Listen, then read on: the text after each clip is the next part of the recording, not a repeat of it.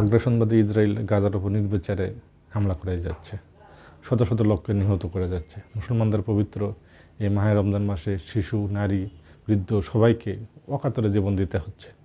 আর আমরা বাকি মুসলমানরা কী করছি, বাকি বিশ্বের সাধারণ মানবিক মানুষ যারা আমরা নিজেদেরকে মনে করি, তারা আমরা কী বলতেছি, আল্লাহ তুমি এই ইসরায়েলকে নিপাত করো, ইসরায়েলকে ধ্বংস করে দাও। আমাদের কাছে এটা একটা স্রেফ একটা হিপোক্রেসি ছাড়া আর কিছুই মনে হয় না। আল্লাহ কেন আমাদের কথা শুনবে? আমরা কি আল্লাহর কথা শুনি? আল্লাহ আমাদেরকে কি করতে বলেছিল? আল্লাহ আমাদেরকে বলছিল যে আমরা মানবতার যেন পক্ষে থাকি, আমরা যেন মদ নিষিদ্ধ করি, আমরা যেন জুয়া নিষিদ্ধ করি, আমরা যেন অন্যান্য তার যে আদেশ নিষেধ ছিল সেগুলো মেনে চলি। কিন্তু আসলে কি আমরা সেগুলো মেনে চলি? আমরা তো তার আদেশ নিষেধ কোনো কিছুই মানি না। তো তাইলে উনি কেন আমাদের কথা শুনবেন? আমাদের কথা শোনার আল্লাহর কী এমন প্রয়োজন পড়ে গেছে যে উনি আমাদের কথা শুনে গাজার মুসলমানদেরকে উনি রক্ষা করবেন? রক্ষা করলে উনি এমনিই করবেন, আমাদের দোয়া লাগবে না। কারণ আমরা নিজেরাই তো নিজেদের মধ্যে ইনসাফ প্রতিষ্ঠিত করতে পারিনি। দেখেন আমরা কি করেছি, আমরা আমাদের ভাইদের জমি দখল করি, আমার বোনদের নিরাপত্তা দিতে পারি না, আমাদের মা নিরাপত্তা দিতে পারি না, আমার সন্তান নিরাপত্তা দিতে পারি না, তাদের প্রতি আমরা অন্যায় করি, অত্যাচার করি, অবিচার করি, আমার বোনের হক মেরে দিই, আমার পাশের প্রতিবেশীর হক মেরে দিই, আমার সহকর্মীর হক মেরে দিই। আমি নিজেকে খুব ভালো মানুষ মনে করি, আর আমার দোয়া কবুল করার জন্য আল্লাহ পাক বসে রয়েছে।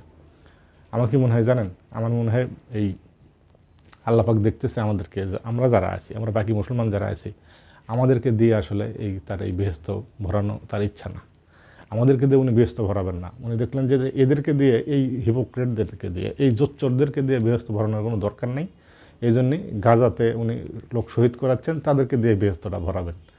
ওরা শহীদ হচ্ছে মানে এটা বুঝতে হবে যে আমাদের স্থান আল্লাহ পাকের কাছে কমে যাচ্ছে, আমরা বেহেশতে জায়গা পাবো না, আমরা হয়তো তার মাপ পাবো না।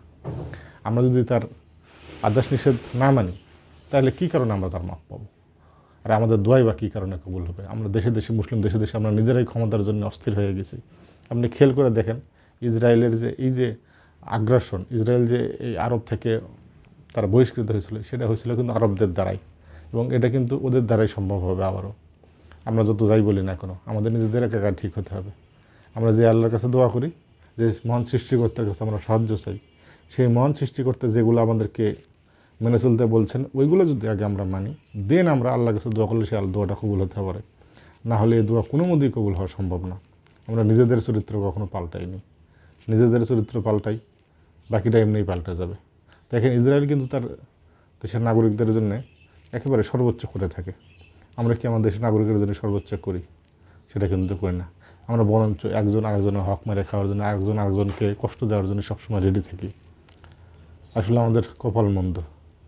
হয়তো বেহেশতে আমাদের জায়গা হবে না, আল্লাহ পাকের ক্ষমা হয়তো আমরা পাবো না। ওই জায়গাগুলো আমাদের রিপ্লেস করতেছে ওই গাজার নিরাপরাধ মানুষজন, শিশুগুলো আমাদের ওই জায়গাটা রিপ্লেস করতেছে। আমরা হয়তো বেহেশতের দরজায় পুলসিরাতের রাস্তায় আটকে যাব, দেখবো যে ওই সেই ফিলিস্তিনের গাজার নিরাপরাধ মানুষগুলো, সেই বাচ্চাগুলো তারা ঠিকই পার হয়ে গেছে, বেহেশতে চলে গেছে, তারা আল্লাহর মাপ পেয়ে গেছে। আপনি আমি হয়তো বা পুলসিরাতের রাস্তায় আমরা আটকে যাব বা দাঁড়ায় থাকবো। আমরা হয়তো বা সেই দূর থেকে সেই বেহেশতের ঘ্রাণও পাবো না, আল্লাহ পাকের হয়তো মাপও পাবো না। শুধু শুধু আমরা এই দোয়া করে কোনো লাভ নেই যদি নিজেরা পরিবর্তন না হই। আল্লাহ আমাদের সবাইকে বোঝার তৌফিক দিক।